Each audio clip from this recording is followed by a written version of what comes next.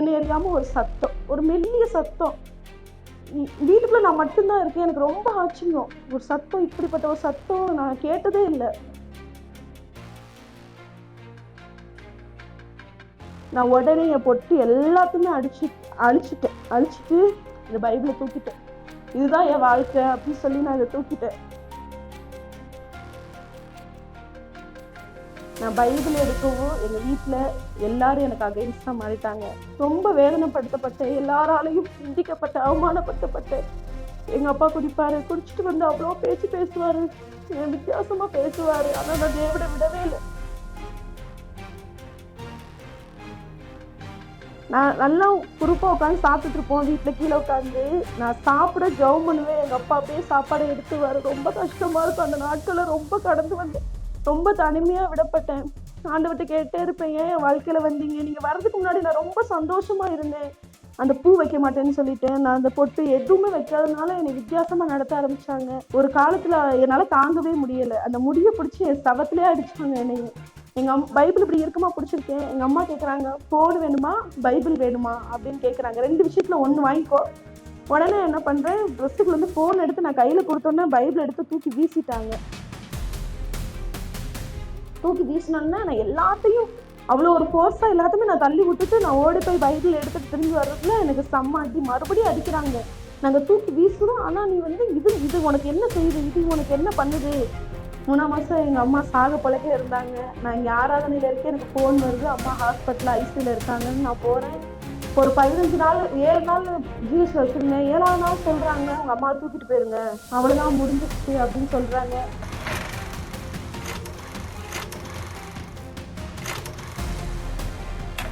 கர்த்தருடைய பரிசுத்த நாமத்துக்கு மகிமை உண்டவராக. என்னையும் சாட்சியா நிறுத்தின தேவனை ஒரு விஷயம் நான் ஸ்தோத்தரிக்கிறேன். என்னுடைய சபை பேரு பெனியல் ஜெப வீடு. இந்த சபையில நான் ஊழியக்காரியா நான் இருக்கேன். தேவன் அந்த இடத்துல என்னைய ஊழியம் செய்ய கிருபை பாராட்டியிருக்காரு. நான் வந்து ராமநாதபுரத்துல ஒரு சின்ன கிராமத்துல நான் வளர்ந்தேன். அங்கேதான் நான் வளர்ந்தது எல்லாம். தேவனை அறியாத குடும்பத்துல இருந்து வளர்ந்தேனா. தேவன்னா யாருனே தெரியாது, இயேசுனா யாருனே தெரியாது. எங்க ஊருக்கு யாருக்கும் தெய்வம்னு அது ஒரு சாமி அவ்வளவுதான் தெரியுமே தவிர நமக்காக ஜீவனை விட்டு அது எதுவும் அந்த ஒரு அறியாமை எதுவுமே எங்களுக்கு தெரியாது. இயேசுனா ஒரு தெய்வம் அவரு அப்படின்னு அந்த அந்த அளவு கூட எங்களுக்கு தெரியல. அப்படிப்பட்ட ஊர்ல தான் நான் வளர்க்கப்பட்டேன். எங்க அப்பா வந்து ஒரு சின்ன பூசாரி மாதிரி மாலை போடுவாரு, கேரளாவுக்கு மாலை போடுவாரு. ரொம்ப பக்தி வைராக்கியமா நாங்க வளர்க்கப்பட்டோம். நாங்க 3 சகோதரிகள், என் கூட கூட பிறந்த 2 சகோதரிகள், 3 நாங்க பெண் பிள்ளைகள். இருக்கிறதுக்குள்ள நாங்க ரொம்ப வைராக்கியமா வளர்க்கப்பட்டோம். அதுக்குதான் எங்க ப்ரியாரிட்டி எல்லாமே அதுக்குதான் இருக்கும். நாங்க நாங்க ஸ்கூல் லீவ், வெக்கேஷன் லீவ்னா நாங்க வந்து வெளியில போனதே இல்லை. கோயிலுக்கு மட்டும்தான் போயிருக்கோம். நாங்க போகாத கோயிலே இல்லை. எப்போ ஒரு சின்ன லீவ் கிடைச்சாலும் எங்களுடைய குலதெய்வம் அப்படின்னு சொல்லி நாங்க கோயிலுக்கு அடிக்கடி நாங்க போயிருக்கோம். அப்படிதான் நாங்க வந்து எங்க நேரத்தை செலவு பண்ணியிருக்கோம். நான் வீட்டுல ஃப்ரீயா இருக்கிற நேரத்துல அநேகமா நானும் என் ஃப்ரெண்ட்ஸ் எல்லாம் சேர்ந்து நாங்க கோயில்ல தான் செலவிடுவோம் எங்க நேரத்தை எல்லாம். அங்க போய் அந்த படியை கழுவுறது, அங்க அந்த அந்த சிலைக்கெல்லாம் வந்து தண்ணி எடுத்துட்டு போய் குளிப்பாட்டுறது, அந்த வித்தியாசமா ஏதாவது பண்ணிட்டு அதுதான் எங்களுக்கு உலகமே. அப்படிதான் நான் வாழ்ந்து வந்தேன். அப்புறம் வந்து கொஞ்சம் விவரம் தெரிய ஆரம்பிச்சோன்னா ஒரே ஒரு விக்கிரத்து மேல வந்து ரொம்ப வைராக்கியமா இருந்தேன். ஒண்ணு அதுதான் உலகத்துல முதல் கடவுள். அப்ப அதைதான் நம்ம கும்பிடணும். எப்பவுமே நம்ம ஃபர்ஸ்டா தான் இருக்கணும். அப்ப நம்ம தெய்வத்தும் முதல் கடவுளை தான் கும்பிடணும்னு சொல்லிட்டு தும்முனா கூட அது பேர் தான் சொல்லுவேன், இருமுனா கூட அது பேர் தான் சொல்லுவேன். அம்மா அப்பா அவங்களெல்லாம் நான் எதுவுமே பண்ண மாட்டேன். ஃபுல் அண்ட் ஃபுல் அது அந்த அந்த ஒரு காரியத்துக்கு மட்டும்தான் என்னுடைய செலவு. எந்த கோயில் போனாலும் அந்த சிலை வாங்கிட்டு வந்துடுவேன். என் வீடு ஃபுல்லா சிலையா இருக்கும். அது ஃபுல்லா நானா வாங்கிட்டு வந்து அடுக்குனது. அந்த அந்த விக்கிரகத்தை வாங்கிட்டு வந்து ஒவ்வொரு விதத்துல நான் வச்சிருப்பேன். நவதானியத்துல ஒண்ணு வச்சிருப்பேன். அந்த ஒரே ஒரு விக்கிரகத்தை நவதானியத்துல வச்சிருப்பேன். அந்த சிகப்பு கலர்ல வச்சிருப்பேன், பச்சை கலர் கல்லுல வச்சிருப்பேன், வெள்ளை கலர் கல்லுல வச்சிருப்பேன், கண்ணாடியில வச்சிருப்பேன். அதுதான் எனக்கு உலகமே. அதை நான் தூங்கி எழுந்திரிச்சு காலையில அதை போய் பார்த்தாதான் எனக்கு சந்தோஷம். அப்படி ஒரு ஒரு கட்டுக்குள்ள நான் இருந்தேன். அப்புறம் ஓரளவுக்கு நான் படிச்சு வெளியில வந்தேன். 12th முடிச்சுட்டு நான் காலேஜ் வந்து இங்க மதர்தேசா யூனிவர்சிட்டி பக்கத்துல இருக்கு கொடைக்கானல்ல, அங்கதான் நான் படிச்சேன். அங்க படிக்கும்போது எங்க அக்கா, என்னோட 2வது சகோதரி என் கூட படிச்சாங்க. அவங்க பிஜி பண்ணாங்க, நான் யூஜி பண்ணேன். பிஜி வந்து செகண்ட் இயர் வந்து அவங்களுக்கு ப்ராஜெக்ட் இருந்துச்சு. அதனால வந்துட்டு என்னால் எங்களால் வெளியில் போய் ப்ராஜெக்ட் பண்ண முடியலை. வெளியில் எங்களுக்கு பெர்மிஷன் கொடுக்காதனால எங்கள் வீட்டிலேருந்து எங்களை வீடு பிடிச்சி இங்கே தனியாக வச்சாங்க. எங்கள் வீட்டு பக்கத்தில் ஒரு வீடு இருக்குது, அங்கே என்னை தனியாக வச்சாங்க. என்னையும் எங்கள் அக்காவையும் சில பிள்ளைங்கள் சேர்ந்து நாங்கள் தனியாக இருந்தோம். அப்போ நான் காலேஜ் போவேன், வருவேன். எங்கள் ஊருக்கு நடுவில் ஒரு கோயில் இருக்குது, அங்கே தான் நான் போவேன். அங்கே போய் அங்கே போய் சாமி கும்பிட்டு தான் நான் அங்கேருந்து கடந்து நான் போவேன். சரின்னு சொல்லிட்டு பக்கத்தில் ஒரு சிஎஸ்ஐ பாஸ்ட் ஃபேமிலி குடி வந்தாங்க. அந்த பாஸ்டம்மா வந்து அடிக்கடி எங்கள்கிட்ட பேசுவாங்க, வாங்கம்மா ஜெபம் பண்ணலாம், பைபிள் படிக்கலாம் அப்படின்னு. ஆனால் அப்போல்லாம் எனக்கு அதெல்லாம் இன்ட்ரெஸ்ட் இல்லை. இருந்தாலும் கிறிஸ்டின் ஸ்கூலில் படித்ததுனால சரி வாங்க சும்மா ஜெபம் பண்ணலான்னு நாங்கள் ரூமில் உட்காந்து அந்த எங்கள் பிள்ளைங்க எங்கள் அக்கா எல்லாரும் சேர்ந்து ரவுண்டாக உட்காந்து ஜெபம் பண்ணுவாங்க. நானும் கூட போய் உட்காருவேன், பைபிள் படிப்பாங்க, உட்காருவேன். ஒரு நாள் என்ன பண்ணேன், அப்புறம் அந்த பாஸ்டம் வந்து எனக்கு ஒரு பைபிள் கொடுத்துருந்தாங்க. இதை நீ படி, உனக்கு பிரயோஜனமாக இருக்குன்னு சொல்லி எனக்கும் இன்னொரு சகோதரிக்கு கொடுத்தாங்க. ஆனால் மற்ற யாருக்குமே கொடுக்கல. எனக்கும் இன்னொரு அக்காவுக்கு ஒரு ஆர்சி கிறிஸ்தவங்க அவங்களுக்கும் கொடுத்துருந்தாங்க. சரின்னு சொல்லிட்டு நான் அதை வச்சிருப்பேன், ஆனால் நான் அதை படிக்க மாட்டேன். சரி அது நமக்கு எல்லா புக்கு மாதிரி அது ஒரு புக்கு, நமக்கு பகவத்கீதை மாதிரி அவங்களுக்கு இந்த புக்கு அப்படின்னு சொல்லிட்டு நான் அப்படிதான் நினச்சிருந்தேன். இப்போ ஒரு நாள் நான் வந்து எப்படின்னா என்னுடைய விஷயமே வேற. நான் வந்து ஒரு பொட்டு வச்சுன்னா அடுக்கடுக்காக வச்சுக்கிட்டே இருப்பேன். இங்கே வர வைப்பேன், கலர் கலர் கலர் கலராக வச்சு அப்படியே பார்த்தாலே ஒரு பக்தியாக இருக்கும். அந்த அளவுக்கு தான் நான் இருப்பேன். நீ பார்த்தாலே இந்த பிள்ளை இப்படி பக்தி வைராக்கியமான பிள்ளை அப்படின்னு சொல்கிற அளவு, இந்துல பக்தி வைராக்கியமான பிள்ளைன்னு சொல்கிற அளவுக்கு நான் இருப்பேன். இப்போ ஒரு நாள் எனக்கு ரொம்ப வயிறு வலி. அப்போ நான் வீட்டில் இருந்தேன், எனக்கு லீவ் போட்டுட்டு வீட்டில் இருந்தேன். அப்போ என்கிட்ட ஃபோன்லாம் இல்லை.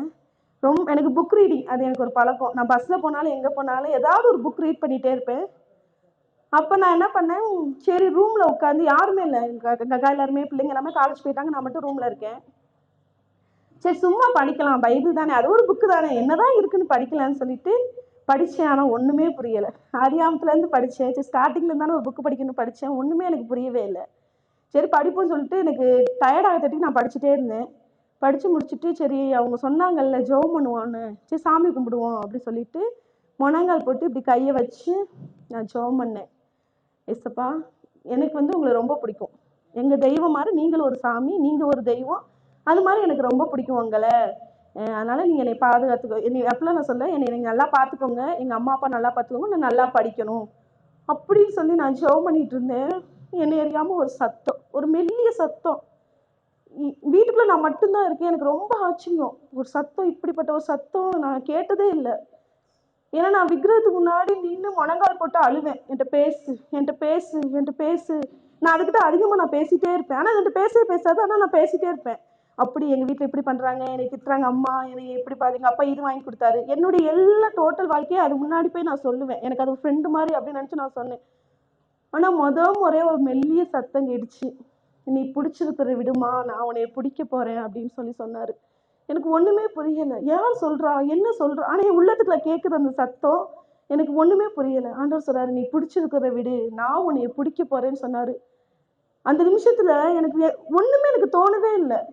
நம்ம விடணுமா விடக்கூடாதா எந்த ஒரு கேள்வியுமே எனக்கு தோணவே இல்லை. ஒரு ஒரு ஒரு விஷயம் மட்டும் எனக்கு தோணுச்சு. நான் ஒரு 18 வருஷம், எனக்கு அப்போதைக்கு 18 வயசு, 18 வருஷமா நான் தேடி ஓடுன ஒரு விஷயம் என் இருதயத்திலிருந்து தேவன் எடுத்து போட்டதை நான் உணர்ந்தேன். நான் உடனே என் பொட்டு எல்லாத்தையுமே அழிச்சிட்டு இந்த பைபிளை தூக்கிட்டேன். இதுதான் என் வாழ்க்கை அப்படின்னு சொல்லி நான் இதை தூக்கிட்டேன். இது மட்டும்தான் எனக்கு. ஆனால் நான் ஏன் தூக்குனேன், எதுக்கு தூக்குனேன், இதுவரை எனக்கு தெரியலை. நான் எப்படி தூக்குனேன், ஏன் அதை விட்டு அவ்வளோ நேசிச்ச உடனே நான் எப்படி வெறுத்தேன், ஏன் தேவன் என்னை தொட்டாரு, எனக்கு ஒன்றுமே அந்த நேரத்தில் புரியவே இல்லை. அப்புறம் தொடர்ந்து ஆண்டவர் படிக்க உதவி செஞ்சார். அப்போவும் எனக்கு பைபிள் படிக்கலை, ஆனால் படிக்கணும் அந்த ஒரு தாட் மட்டும் எனக்குள்ள வந்துட்டு இருந்துச்சு. ஆவியானவர் உணர்த்திட்டே இருந்தா, நீ படி, நீ படி படி அப்படின்னு. படித்தேன். அந்த சிஸ்டம் மூலியமாக அப்போ அந்த பாஸ்டர்கிட்ட போய் ஒன்று ஒன்றா கேட்க ஆரம்பித்தேன். பைபிளை பற்றி நான் கேட்க, இது என்ன, இது என்ன, இது என்ன, இது எப்படி வந்துச்சு, இது என்ன சொல்கிறாங்க, இது யார் பேசுகிறா, இது எப்படி பேசுகிறாங்க, இது யார் பேசுகிறான்னு. ஏன்னா எனக்கு ஒன்றுமே தெரியல, தேவன் யாருன்னு தெரியலை, ஆவியானவர் யாருன்னு தெரியல, ஏசு மட்டும் தெரியுது, தேவன் யாருன்னு தெரியல, பிதா யாருன்னு தெரியல, அபிஷேகம் தெரியல, எதுவுமே தெரியல. நான் ஒன்று ஒன்றா கேட்க ஆரம்பித்தேன். இந்த வசனம் என்ன, இந்த வசனம் என்ன சொல்லுது அப்படின்னு. அந்த பாஸ்டர் டயர்டாகாமல், அவர் எனக்கு கிடைச்ச கிருபை அந்த சிஎஸ்ஐ பாஸ்டர், அவர் டயர்டாகாமல் எனக்கு ஒவ்வொன்றா எனக்கு சொல்லி கொடுத்துட்டே இருந்தார். எஸ்ஸப்பா உனக்காக தாம்மா மறிச்சாரு. அப்போ நான் யோசிச்சேன், இப்படி இவ்வளோ ஒரு ஒரு ஒரு தெய்வம் நமக்காக மறிக்கிற அளவுக்கு ஒரு தெய்வம் இருக்கா, இவ்வளோ அன்பான தெய்வம் நமக்கு இருக்கான்னு நான் யோசிக்கிறேன். ஏன்னா நிறைய நான் யோசிக்க ஆரம்பித்தேன். நமக்காக ஒரு தெய்வம் உயிரை விட்டுருக்கான்னா அவர் எப்படிப்பட்ட தெய்வம், அவர் நம்ம எப்படி பார்க்கலாம், அவரால் பார்க்க முடியுமா? அந்த பாஸ்டர் சொன்ன ஒரு விஷயம், அவர் உன்னோட பேசுவார். எனக்கு அதுதான் தேவை. நான் பேசினா திருப்பி என்னோட பேசணும். நான் விக்கிரகத்துட்டு அதுதான் நான் செலவு பண்ணேன். நான் பேசினா நீ பேச மாட்டேங்கிற அப்படின்னு சொல்லி தான் நான் நின்னேன். அது எனக்கு வேணும், பேசணும் அப்படின்னு சொல்லிட்டு நான் ஜெபிக்க ஆரம்பித்தேன், பைபிள் படிக்க ஆரம்பித்தேன். முதல்ல நான் போனது சிஹெச் சர்ச்சுக்கு தான். டவுனில் இருக்க அந்த சர்ச்சுக்கு நான் போனேன். போயிட்டு வந்துட்டு இருக்கும்போது எனக்கு அந்த ட்ராவல் பண்ண முடியலை. அவங்க பைக்கில் போயிடுவாங்க, என்னால் தனியாக போயிட்டு வர முடியாதனால பக்கத்தில் முறையாக நான் போன பெண்டிகாஸ்ட் சர்ச்சு பெனியல் சர்ச்சு தான் நான் உள்ளே நுழைஞ்ச சர்ச்.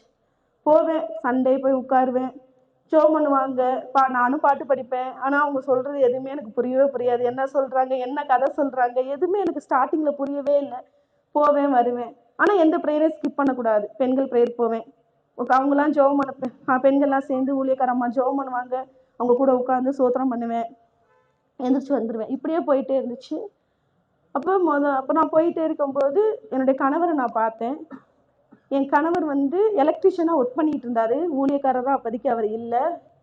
அவர் என்கிட்ட முதல்ல கேட்டார், உங்களை எனக்கு பிடிச்சிருக்கு. அப்போ அவர் அவருக்கு ஊழியம் பார்க்குறதுல விருப்பமே இல்லை. ஏன்னா அவருடைய சாட்சி வேற. அதனால அவருக்கு ஊழியம் பார்க்கறதுல நம்ம ஊழியம் பார்க்கக்கூடாது, ஊழியம் பார்த்தா கஷ்டம், அவங்க அப்பா அம்மா ரொம்ப கஷ்டப்பட்டதுனால ஊழியம் பார்த்ததுனால கஷ்டம் சொல்லி ஊழியத்தை விட்டு விலகி இருந்தார். எலக்ட்ரிஷியனாக வேலை பார்த்தாரு. இப்போ என்னை கேட்டார். நான் சொன்னேன், எனக்கு 2 சகோதரி இருக்காங்க, அவங்க முடிச்சதுக்கு அப்புறம்னா நீங்கள் பேசுங்க, எனக்கு அதுலலாம் ஒரு விருப்பம் இல்லைன்னு சொல்லிட்டு நான் கடந்து போயிட்டேன். போயிட்டு சரின்னு சொல்லி நான் அது ஒரு ஏன்னா கிறிஸ்டின் ஸ்கூலில் படித்ததுனால வீட்டில் இது ஒன்றும் எடுத்துக்க மாட்டாங்கன்னு சொல்லிட்டு நான் போனேன். அந்த காலேஜ் செகண்ட் இயரை முடிச்சுட்டு நான் மே மாதம் லீவுக்கு நான் வீட்டுக்கு போய் பைபிளை தான் ஓப்பன் பண்ணேன். எங்கள் அம்மா என்னை பார்த்து ரொம்ப ஷாக் ஆகிட்டாங்க. ஏன்னா பொட்டு இல்லை, செயின் போடல, ஒரே ஒரு ஸ்டெட்டு மட்டும் போட்டிருந்தேன், கையில் வளையல் இல்லை, கொலுசு போடல, எல்லாத்தையுமே நான் கழட்டிட்டேன் கர்த்தருக்காக. நான் போய் நின்னோடனே எங்கள் அம்மா என்னை பார்த்து ஷாக் ஆகிட்டாங்க. என்ன மகன் இப்படி நிற்கிது, என்ன, எனக்கு ஒன்றுமே புரியலைன்னு. நான் பைபிள் எடுக்கவும் எங்கள் வீட்டில் எல்லாரும் எனக்கு அகெயின்ஸ்டாக மாறிட்டாங்க. நான் 3வது பொண்ணு. நான் ரொம்ப செல்லமாக வளர்க்கப்பட்டேன்.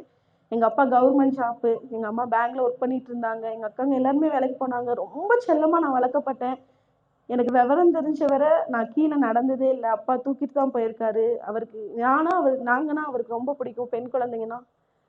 என்னை அவ்வளோ செல்லமாக வளர்க்கப்பட்ட நான் ரொம்ப அடிக்கப்பட்டேன், ரொம்ப வேதனைப்படுத்தப்பட்டேன், எல்லாராலையும் நிந்திக்கப்பட்டேன், அவமானப்படுத்தப்பட்டேன். எங்கள் அப்பா குடிப்பாரு, குடிச்சிட்டு அவ்வளோ பேச்சு பேசுவார், வித்தியாசமாக பேசுவார். ஆனால் நான் தேவனை விடவே இல்லை. என்னை பிடிச்சவரை என்னை விடவே இல்லை. நான் இறுக்கமாக பிடிச்சிக்கிட்டேன். அடித்தாங்க, ரொம்ப அடித்தாங்க, பைபிள் படிக்காதுன்னு அடித்தாங்க. ஏன்னா படிக்காமல் என்னால் இருக்க முடியலை, அதை என்னை சுமக்காமல் இருக்க முடியல, தூக்கி போட எனக்கு மனசே வரல. ஒரு ரொம்ப அப்புறம் வெள்ளி செவ்வாய் எங்கள் வீட்டில் கம்பல்சரி சாமி கும்பிடுவாங்க. அப்போ நான் அதில் போய் நிற்க மாட்டேன், அதுக்கு அடித்தாங்க, எல்லாத்துக்கும் அடித்தாங்க. எங்கள் அப்பா மாலை போடுவார், அதில் போய் நான் கலந்துக்கல, அடித்தாங்க, எல்லாத்துக்கும் அடித்தாங்க. சாப்பாடு இல்லை, ஒழுங்கான சாப்பிட முடியாது, பேச முடியாது. நான் நல்லா குரூப்பாக உட்காந்து சாப்பிட்டுட்டு இருப்போம் வீட்டில் கீழே உட்காந்து. நான் சாப்பிட ஜெபம் பண்ணுவேன், எங்கள் அப்பா அப்படியே சாப்பாடை எடுத்துருவார். ரொம்ப கஷ்டமாக இருக்கும். அந்த நாட்களை ரொம்ப கடந்து வந்தேன். ரொம்ப அழுது, யார்கிட்ட சொல்லணும்னு தெரியல, வெளியில சொல்ல முடியல, யாருமே பேசல, வீட்டில் 4 பேருமே பேசல. ரொம்ப தனிமையாக விடப்பட்டேன். ஆண்டவர்கிட்ட கேட்டே இருப்பேன், ஏன் என் வாழ்க்கையில் வந்தீங்க? நீங்கள் வர்றதுக்கு முன்னாடி நான் ரொம்ப சந்தோஷமா இருந்தேன், என் குடும்பம் என்னை எப்படி பார்த்துக்குச்சு, நல்லா நான் சந்தோஷமா, யாருக்குமே கிடைக்காத சந்தோஷத்தோடு நான் இருந்தேன். நான் நீங்கள் என்னைக்கு என் வாழ்க்கையில் வந்தீங்க, ரொம்ப நான் கஷ்டப்படுறேன் ஆண்டவரே அப்படின்னு சொல்லி அவர்கிட்ட 1000 முறை நான் கேட்டுட்டே இருப்பேன். ஆனால் அவர் என்னை விடவே இல்லை, ஒரு நாள் கூட என்னை விடவே இல்லை. அப்படியே நடத்தினார். சரின்னு சொல்லிட்டு அடி ரொம்ப வாங்கின உடனேயே நான் அடுத்த 3rd இயருக்கு நான் காலேஜ்க்கு வந்துட்டு எனக்கு ரொம்ப கஷ்டமாக போயிடுச்சு. வீட்டுக்கு போகவே அடுத்து எனக்கு பயமாயிடுச்சு. அடுத்த லீவுக்கு நான் வீட்டுக்கு போகவே கூடாது, ஏன்னா வீட்டுக்கு போனால் பயம், அடிப்பாங்க, நம்மளை பைபிள் படிக்க விட மாட்டாங்க, ஜெபம் பண்ண விட மாட்டாங்க, நம்மளை புஷ் பண்ணுவாங்க, நீ சாமி கும்பிடு, நீ அது பண்ணி இது பண்ணி நம்மளை புஷ் பண்ணுவாங்க. எனக்கு வீட்டுக்கு போகவே பயமாயிடுச்சு, எனக்கு நரகம் மாதிரி ஆயிடுச்சு வீடு. அப்போ நான் ஒன்று பண்ணேன், ஆண்டவரே நான் ஒரு மேரேஜ் பண்ணால், என்னை இந்துவில் மேரேஜ் பண்ணால் இதுக்கு மேலே நான் ரொம்ப கஷ்டப்படுவேனே ஆண்டவரே, நான் உங்களை விட்டு இன்னும் நான் தூரமாக போயிடுவேணும்னு பயமாக இருக்கு சொல்லிட்டு எங்கள் வீட்டுக்காரருக்கு நான் ஃபோன் பண்ணேன். அவர் எலக்ட்ரிஷியனாக இருந்ததுனால எங்களுக்கு அவர் நம்பர் இருந்துச்சு, எங்கள் ரூமில் உள்ளவங்க எல்லாத்துமே நம்பர் இருந்துச்சு. இப்போ நான் ஃபோன் பண்ணேன், எனக்கு இப்படி என்னை ரொம்ப அடிக்கிறாங்க, நான் இயேசுவை ஏற்றுக்கொண்டதுனால என்னை ரொம்ப அடிக்கிறாங்க, எனக்கு யார்கிட்ட சொல்கிறதுனே தெரியலைன்னு சொல்லிட்டு நான் அவர்கிட்ட பேசினேன். நீங்களே என்னை மேரேஜ் பண்ணிக்கோங்க, நான் உங்கள் கூடயே வந்துடுறேன், நான் அப்போ ஆண்டவர் பிடிச்சிக்கொள்ள இருக்கமா அப்படின்னு சொன்னேன். வேலைக்கு தான் போயிட்டு இருந்தாரு. காலேஜ் முடிச்சு நான் போன 1 மாதம் தான் இருந்தேன். செம்ம அடி எனக்கு. ஏன்னா பைபிள் எனக்கு பொட்டு வைக்கல, அந்த பூ வைக்க மாட்டேன்னு சொல்லிட்டேன். நான் அந்த பொட்டு எதுவுமே வைக்காதனால என்னை வித்தியாசமா நடத்த ஆரம்பிச்சாங்க. ஒரு காலத்துல என்னால தாங்கவே முடியல. அந்த முடிய பிடிச்சி என் சவத்திலே அடிச்சாங்க என்னைய. அடிச்சுட்டே இருந்தா விடாம நான் அடிச்சுட்டே இருந்தாங்க. ஏன்னா எங்க அம்மா அப்பா யாருமே அப்படி பண்ணல. அவங்களுக்கு பின்னாடி இருந்து கிரியை செஞ்ச விஷயங்கள் அவ்வளவு. செவத்துல அடிச்சுட்டே இருந்தாங்க. ரொம்ப வேதனையா இருந்துச்சு. அப்ப ஃபோன் வச்சிருந்தேன். ஃபோனை ட்ரெஸ்ஸுக்குள்ள போட்டுட்டேன். பைபிள் இப்படி இருக்குமா பிடிச்சிருக்கேன். எங்க அம்மா கேட்குறாங்க, ஃபோன் வேணுமா பைபிள் வேணுமா அப்படின்னு கேட்குறாங்க. ரெண்டு விஷயத்துல ஒன்று வாங்கிக்கோ. உனக்கு ஃபோன் வேணுமா ஃபோன் வேணும்னா இவர்கிட்ட பேசிக்கோ, பைபிள் வேணும்னா ஏசப்பாட்ட போய்க்கோன்னு சொல்றாங்க. ரெண்டு விஷயம் உனக்கு நான் தர்றேன் அப்படின்னு. உடனே என்ன பண்றேன், ட்ரெஸ்ஸுக்குள்ள இருந்து ஃபோன் எடுத்து நான் கையில கொடுத்தோன்னே பைபிள் எடுத்து தூக்கி வீசிட்டாங்க. தூக்கி வீசினோன்னா நான் எல்லாத்தையும் அவ்வளோ ஒரு ஃபோர்ஸாக எல்லாத்தையுமே நான் தள்ளி விட்டுட்டு நான் ஓடி போய் பைபிள் எடுத்துட்டு திரும்பி வர்றதுக்குள்ள எனக்கு செம்ம அடி. மறுபடியும் அடிக்கிறாங்க. நாங்கள் தூக்கி வீசுறோம். ஆனால் நீ வந்து இது இது உனக்கு என்ன செய்யுது, இது உனக்கு என்ன பண்ணுது, எப்படி இதெல்லாம் உனக்கு யார் உனக்கு கொடுத்தா, நான் போய் கம்ப்ளைண்ட் பண்ணுறேன்னு என்னென்னமோ வித்தியாசமாக நீ பேசுகிறாங்க, திட்டுறாங்க. ஆனால் நான் விடவே இல்லை. அப்புறம் என்னை அடிச்சு போட்டு அவங்க டவுன் போயிட்டாங்க. திரும்பி பைபிளை தூக்கி வீசிட்டாங்க, மச்சு மேலே வீசிட்டாங்க. ஆனாலும் நான் ஏறி மச்சிலேருந்து எடுத்து நான் பக்கத்தில் வச்சிருக்கேன். அவங்க திரும்பி வந்து பைபிள் என் பக்கத்தில் இருக்கிறத பார்த்து மறுபடியும் அடிக்கிறாங்க. ரொம்ப கஷ்டமாக இருந்துச்சு. சரி நம்ம இங்கே இருக்கவே கூடாது, நம்ம காலேஜ் போயிடலாம்னு சொல்லிட்டு மீனாட்சி காலேஜில் நான் எம்எஸ்சி, எனக்கு மைக்ரோ பயாலஜி பண்ணணும்னு ரொம்ப ஆசை. அதனால் எம்எஸ்சி மைக்ரோ பயாலஜி நான் போட்டிருந்தேன். அப்புறம் அங்கே எனக்கு சீட்டு கிடச்சிச்சு. ஈஸியாகவே எனக்கு சீட்டு கிடச்சிச்சு. சீட்டு கிடச்சிட்டு நான் இன்னைக்கு ஹாஸ்டல் கிளம்புற வேலையில் எங்கள் வீட்டில் கொஞ்சம் இஷ்யூ ஆயிடுச்சு. கொஞ்சம் கடன் பிரச்சனை ஆயிடுச்சு. டக்குன்னு ஒரே மாதத்தில் 5 லட்சம் கெட்ட அளவுக்கு கடன் வந்துருச்சு எங்கள் அப்பாவுக்கு. உடனே எங்கள் அப்பா என்ன சொன்னார்னா வந்து, நீ அப்போ நான் ஞானஸ்தானம் எடுக்கலை, ஏசப்பா மட்டும் தெரியும், மற்றபடி எனக்கு ஒன்றுமே தெரியாது. ஏசப்பா வேணும், இந்த பைபிள் வேணும் மட்டும் தெரியும், மற்றபடி எனக்கு ஒன்றுமே தெரியாது. நான் வந்தேன். வந்து எங்கள் அப்பா சொன்னார், இந்த ஒரு வருஷம் மட்டும் எனக்காக நீ வேலைக்கு போமா அப்படின்னு சொன்னார். நான் படிக்கணுமா இல்லை வேலைக்கு போகவா, எனக்கு ரொம்ப பிடிச்சது படிக்கணுமே, மைக்ரோ பயாலஜி பண்ணணும், ஏதாவது நம்ம ரிசர்ச் பண்ணணும், நம்ம ஏதாவது கண்டுபிடிக்கணும் அப்படின்னு ஒரு ஆசை எனக்கு. அப்போ நான் ஒன்று சொன்னேன், நான் வேலைக்கு போகிறேன், எனக்கு படிப்பு எதுவுமே வேணாம், நான் வேலைக்கு போகிறேன். நான் வேலைக்கு போனால் நான் சர்ச்சுக்கு போவேன், நீங்கள் ஓகே சொல்லுவீங்களா? திருப்பூரில் எங்கள் அக்கா ஒர்க் பண்ணிட்டு இருந்தாங்க, மூத்தக்கா. நான் வேலைக்கு போனால் நான் சர்ச்சுக்கு போவேன், நீங்கள் ஓகே சொல்லுவீங்களான்னு கேட்டேன். எங்களுக்கு தேவை காசு, நீ போ, நீ சர்ச்சுக்கு போ அப்படின்னு சொன்னாங்க. நான் போனேன். திருப்பூரில் வேலைக்கு போனேன். பக்கத்தில் உள்ள அக்காங்கள்கிட்ட போனோன்னே நான் விசாரித்தேன், சர்ச்சுக்கு என்னை கூட்டிகிட்டு போவீங்களான்னு கேட்டேன். பக்கத்தில் உள்ளவங்க, நான் உங்களை கூட்டிகிட்டு போகிறேம்மான்னு கூட்டிகிட்டு போனாங்க. ஒரு பாஸ்ட் இன்ட்ரடியூஸ் பண்ணி வச்சாங்க. அங்கே போனேன். 3 மணி நேரம் எனக்கு வந்து பிரேக். ஞாயிற்றுக்கிழமை வேகமாக ஓடுவேன், பஸ் ஏறி போவேன், அங்கே கொஞ்சம் நடக்கணும், சர்ச்சுக்கு போவேன், திரும்பி வருவேன். அப்போ எனக்கு ஒரு ஆசை, நம்ம ஞானஸ்தானம்னு ஒன்று எடுத்தோம்னா இவங்க சர்ச்சுக்கு தான். நான் பெனியலுக்கு தான் ஃபஸ்ட்டு போனேன். பெனியல் பாஸ்ட் கையில் தான் நான் வந்து ஞானஸ்தானம் எடுக்கணும். என் மாமனார் அவங்க கையில் தான் நான் ஞானஸ்தானம் எடுக்கணும்னு எனக்கு ரொம்ப வாஞ்சேன். அப்போ நான் வந்து ஜெபம் பண்ணிகிட்டே இருந்தேன். ஆனால் ஞானஸ்தானம்னா என்ன அந்த ஒரு இதுவே தெரியாது. எதுக்கு ஞானஸ்தானம் எடுக்கணும், ஆனால் எதுக்கு எடுக்கணும், அது எடுத்தால் என்ன பிரயோஜனம், எதுவுமே எனக்கு தெரியலை. பாஸ்டர் நான் அறிவிக்கிறார் சர்ச்சில், ஞானஸ்தானம் எடுக்கிறவங்க நீங்கள் வந்து இந்த வருஷத்தில் நாங்கள் கொடுக்குறோம், நீங்கள் பேர் கொடுங்கன்னு சொல்கிறாங்க. ஆண்டவர் உள்ளத்தில் யாரோ சொல்கிறாங்க, நீ பேர் கொடு, நீ பேர் கொடு, பேர் கொடுன்னு சொல்கிறாங்க.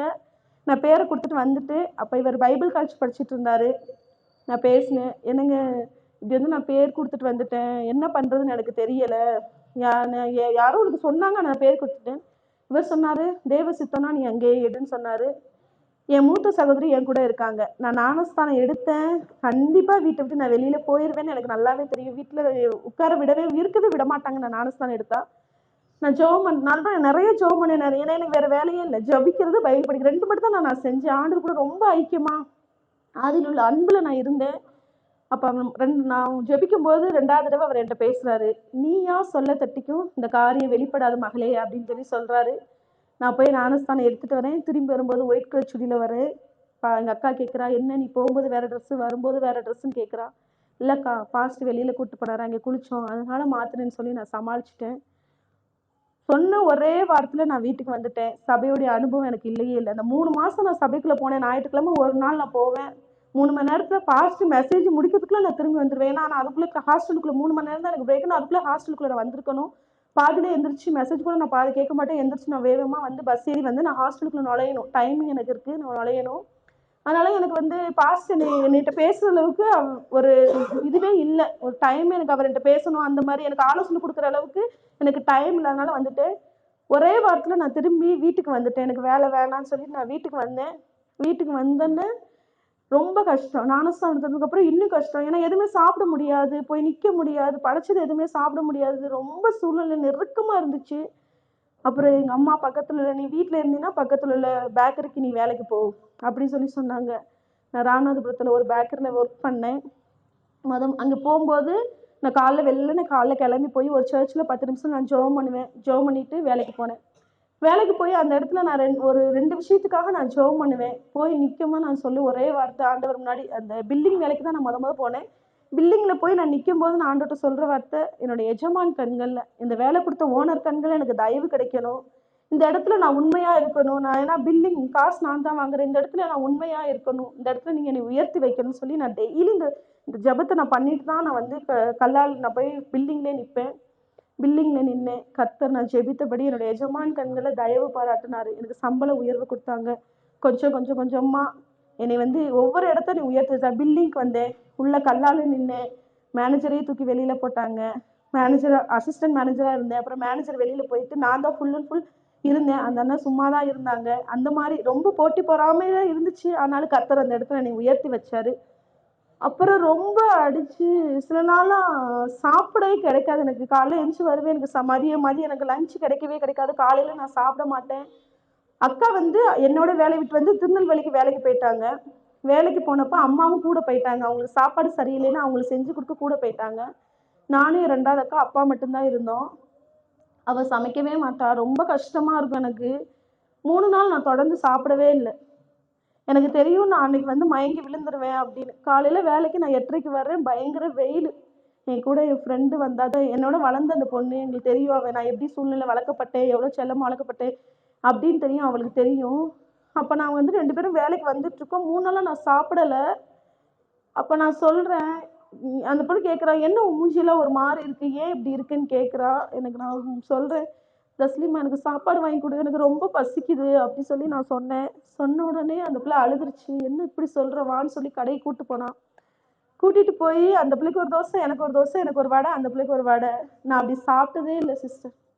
3 நாள் சாப்பிடல. சாப்பாடே காணாத மாதிரி நான் சாப்பிட்டேன். ஒரு வெறித்தனமா நான் சாப்பிட்டேன். சாப்பாடே எனக்கு வந்து வாழ்க்கையில பார்க்காத மாதிரி அந்த சாப்பிட்டேன். நான் சாப்பிட்டதை பார்த்துட்டு அந்த பொண்ணு அந்த பிள்ளை தட்டில் உள்ளதை எடுத்து எனக்கு வச்சா. அதையும் நான் சாப்பிட்டேன். சாப்பிட்டு முடிச்சிட்டு நான் வேலைக்கு போயிட்டே வந்துட்டே இருந்தேன். ரொம்ப பாடுகள் தாங்கவே முடியல. வீட்டுக்கு போகவே பயமா இருக்கும். நைட்டு 9 மணிக்கு போவேன். ரூமுக்குள்ள போய் கதவை அடிச்சுட்டு ஜெபம் பண்ணிட்டு இவர்கிட்ட பேசிட்டு நான் தூங்கிடுவேன். காலையில எழுந்திரிச்சு வீட்டுக்கு போவேன். லீவே போட மாட்டேன். லீவ் போட்டாலே பயம் எனக்கு. லீவ் போட்டா திட்டுவாங்க, சண்டை போடுவாங்க, அடிப்பாங்க. அப்பா குடிச்சிட்டு வந்துட்டாருனாலே என்னை அவ்வளோ பேசுவாரு. பேட் வேர்ட்ஸ் எதுவும் பேச மாட்டாரு. ஆனா வித்தியாசமா பேசுவாரு. நீ வந்து அதுக்குள்ள போயிட்டு உன்னை வந்து அந்த தெய்வம் உன்னை பாதுகாத்து, அந்த தெய்வம் உனக்கு எல்லாம் கொடுக்குமா, அது உனக்கு எதுவும் செய்யுமான்னு எனக்கு எதுவுமே செய்யவே இல்லை. ஆனா கர்த்தர் என்னுடைய சம்பளத்துல உயர்த்தி என்னுடைய தேவைகள் எல்லாம் சந்திச்சாரு. சரின்னு சொல்லிட்டு, ஆனா 4 பேருமே பேசவே இல்லை. யாருமே பேசல. குடும்பத்துக்குள்ள வீட்டுக்கு போனா யாருமே பேச மாட்டாங்க. ஏன் போனோம் அப்படின்னு. அப்ப நான் இவருக்கு ஃபோன் பண்ணி, வேணாம் எனக்கு நீங்க, என்னால வந்து ஆண்டவருக்காக நான் எங்க வீட்ல இவரை பத்திலாம் எதுவுமே நான் சொல்லவே இல்லை. கார்த்திக்கும் இல்லை இவர்கிட்ட பேசுறத. ஆனா வந்து நான் ஒண்ணே ஒண்ணு சொன்னேன், எனக்கு வேணாம் நீங்க, என்னால ஆண்டவருக்காக அடி வாங்க முடியல. ரொம்ப பாடுகளா இருக்கு. நான் எங்கேயாவது போறேன். நீங்க எனக்கு யாருமே எனக்கு வேணாம். எனக்கு ஏசப்பா மட்டும் போதும். நான் அவர் கூட நான் போயிடுறேன் அப்படின்னு சொல்லிட்டு நான் ஃபோனை பிளாக் பண்ணிட்டேன் இவர் நம்பரை. வேணான்னு சொல்லிட்டு. அப்புறம் இவர் ஃபோன் பண்ணி எங்க வீட்ல பேசினாரு. எங்க அப்பா கிட்ட பேசினாரு. எங்க அப்பா ஆரம்பத்துல இவர் நான் பேசுனது தெரிஞ்சு அவர் சொன்ன ஒரு வார்த்தை, நீ வாளா வெட்டியா என் கூடயே, நான் 3வது பொண்ணு, வாளா வெட்டியா நீ என் கூடயே இருந்தாலும் பரவாயில்ல, ஆனா ஒரு கிறிஸ்தவனுக்கு உன்னை நான் கட்டி கொடுக்கவே மாட்டேன்னு சொன்னாரு. 3வது நான் வீட்டுக்கு இவர் ஃபோன் பண்ணி நான் பிளாக் பண்ணிட்டேன். இவர் வாட்ஸ்அப்ல எனக்கு மெசேஜ் பண்றாரு, நான் உங்க அப்பா கிட்ட பேசிட்டேன்னு. எனக்கு அவ்வளவுதான், இன்னைக்கு நம்ம ஜீவனோட இருக்கவே மாட்டோம். வீட்டுல போனா என்ன நடக்குமோ அப்படின்னு ஒரு பயத்தோட நான் போனேன். போயிட்டு பஸ்ல போகும்போதெல்லாம் ஜெபந்தான் எனக்கு. டிரைவ் கண்டக்டர் என்ன கேட்குறாரு, யார் பக்கத்துல பேச, எதுவுமே எனக்கு தோணலை. எனக்கு ஃபுல்லா தலையில எல்லாம் யோசனை ஓடிட்டே இருக்கு. பயம் அப்படியே கை காலெல்லாம் நடுங்குது. வீட்டுக்குள்ள போகவே பயமா இருக்கு. நான் முன்னாடி போகாம பின்வாசல் வழியா போய், பின்வாசல் வழியா தான் ரூம் இருக்கு, பின்வாசல் வழியா போறேன். எங்க அப்பா கூப்பிட்றாரு, மதி அப்படின்னு கூப்பிட்டாரு. நான் அப்படியே ஹேண்ட்பேக் வச்சுட்டு என்னப்பா அப்படின்னு கேட்டேன். அப்பதான் அவர்கிட்ட சொல்றேன், என்னப்பா அப்படின்னு கேட்குறேன். இப்படி கொடைக்கானல்ல இருந்து பேசுறாரு. நீ என்ன, எங்க அப்பா பயங்கர போதை, நீ என்ன சொல்ற அப்படின்னு கேட்டாரு. நான் சொன்னேன், அவரை கல்யாணம் பண்ணா நான் நல்லா இருப்பேன். அந்த ஒரு வார்த்தை சொல்லிட்டு நான் ரூம்ல போய் கதவை அடைச்சிட்டு முழங்கால் நிறைய ரொம்ப நேரம் எனக்கு டயர்டாக வர நான் முழங்கால் போட்டேன், முழங்கால் போட்டு ஜெபம் பண்ணேன். இது தேவ சித்தம்னா என்னை இங்கே கொண்டுட்டு வாங்க, இல்லைன்னா எனக்கு வேணாம் அப்படி சொல்லி நான் ஜெபம் பண்ணிட்டு நான் படுத்துட்டேன். காலையில எந்திரிச்சோன்னா நான் எங்கள் அப்பா மறந்துருப்பாரு, குடிச்சு இதெல்லாம் பேசினாரு, எல்லாரும் மறந்துருப்பாரு சொல்லிட்டு நான் வேலை பார்க்க ஆரம்பிச்சேன். அப்போ எங்கள் அப்பா சொன்னாரு, எங்கள் அக்கா 2 பேத்துக்கு கல்யாணம் முடியலை, ஆனால் சொன்னாரு ஃபோன் பண்ணி அவங்கள வர சொல்லு அப்படின்னு சொல்லி சொன்னாரு. நீங்க சொல்லுங்கப்பா, நான் எதுவுமே சொல்லலை, நீங்க சொல்லுங்க அப்படின்னு சொல்லிட்டு நான் மூவ் ஆகி வந்துட்டேன். நான் வந்து என்ன ஒரு பிளான்னா, நம்ம கல்யாணம் பண்ணா நம்ம பேரண்ட்ஸ் சம்மதம் இல்லாம கல்யாணம் பண்ணக்கூடாது. ஏன்னா அவங்க இன்னைக்கு தேவனை நான் அறிஞ்சதுனால என்னை வெறுக்கிறாங்க. ஆனா அதுக்கு முன்னாடி எனக்கு ஒரு நல்ல தகப்பனா, நல்ல ஒரு தாயா, நல்ல ஒரு சகோதரியா, என்னை வந்து ஒரு ஒரு எப்படி சொல்றது, ஒரு நல்ல என்னை பார்த்துக்கிட்ட ஒரு குடும்பம். நான் அதை விட்டே கொடுக்க கூடாது. நல்ல குடும்பம். நான் தேவனை ஏற்றுக்கிட்டதுனால அவங்க என்னை வெறுத்தாங்களே தவிர மற்றபடி அவங்களுக்கு என் மேல கோபம் இல்லை. ஆனா அவங்க சம்மந்தம் இல்லாம இந்த கல்யாணம் நடக்கக்கூடாது, அந்த ஒரு பிடிவாதத்துல நான் இவர்கிட்ட இருந்தேன். கல்யாணம் நடந்துச்சா எங்க அப்பா மெயினா, எங்க அப்பா தான் எங்களுக்கு எல்லாமே. எங்க அப்பா வந்து எங்களை அவ்வளோ வந்து சந்தோஷமா வளர்த்தாரு. அதனால எங்க அப்பா தான் எனக்கு எல்லாமே. இப்போ அவர் இஷ்டம் இல்லாம நம்ம கல்யாணம் பண்ணக்கூடாது அப்படின்னு சொல்லிட்டு நாங்க மூவ் பண்ணி போயிட்டே இருந்தோம். அப்புறம் இவங்க வீட்ல இருந்து வந்தாங்க. வர்ற அன்னைக்கு ஒரு ட்விஸ்ட் எனக்கு. எங்க அப்பா பயங்கர போதை, 4 மணி வரை குடிச்சு தள்ளாடிட்டு இருக்காரு.